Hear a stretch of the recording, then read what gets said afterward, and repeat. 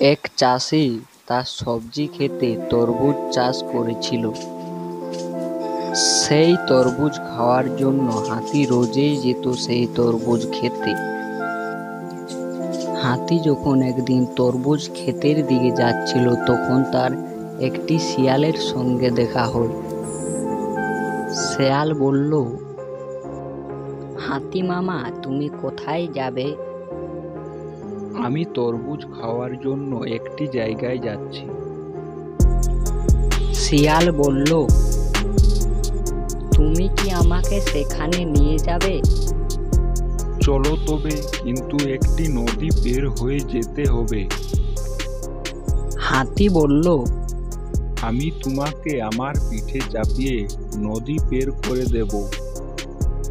এইভাবে হাতি আর শেয়াল নদী পের হলো আর তরমুজ বাড়িতে পৌঁছালো এবং তারা দুজন তরমুজ আনন্দের সঙ্গে খেতে লাগলো।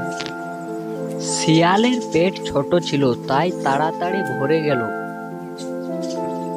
তখন ধূর্ত শিয়াল বলল,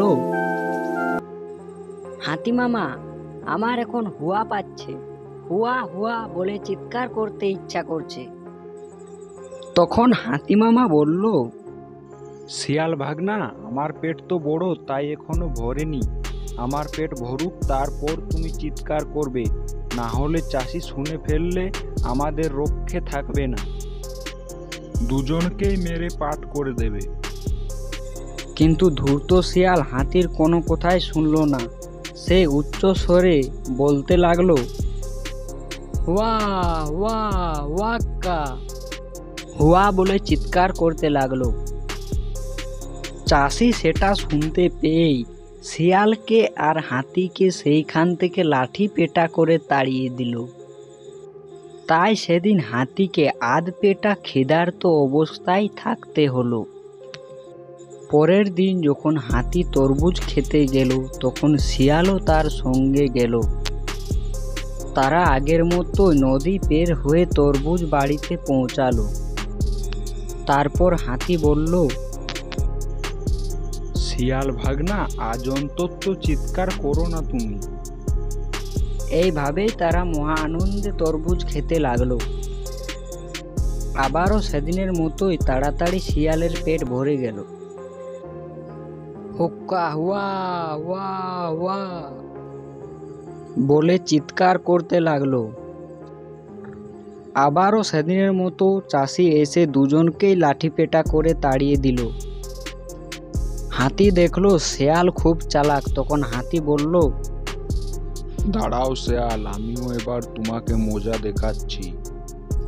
পরের দিন অবশেষে তারা আবার নদীর কাছে পৌঁছালো এবং আগের মতোই শেয়ালকে পিঠে চাপিয়ে সেই নদী পের হতে লাগলো।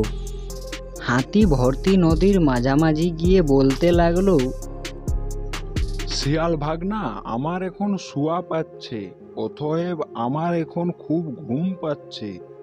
শেয়াল দেখলো হাতি মামা যদি মাঝ নদীতে বসে দেয় তাহলে তো নদীর জল আমাকে ভাসিয়ে নিয়ে যাবে।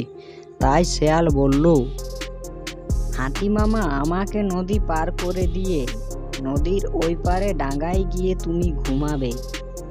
কিন্তু হাতিটি তার কোনো কথা শুনল না। হাতিটি বলল, আমিও তো ভাগনা তোমাকে নিষেধ করেছিলাম যে চিৎকার করো না, আমার কথা শুনলে কই? অতএব আমার এখন শোয়া লেগেছে, তাই এই নদীর মাঝেই শুয়ে দেব। তখন হাতিটি নদীর জলে শুয়ে দিল এবং শিয়ালটিকে নদীর জলে ভাসিয়ে নিয়ে চলে গেল।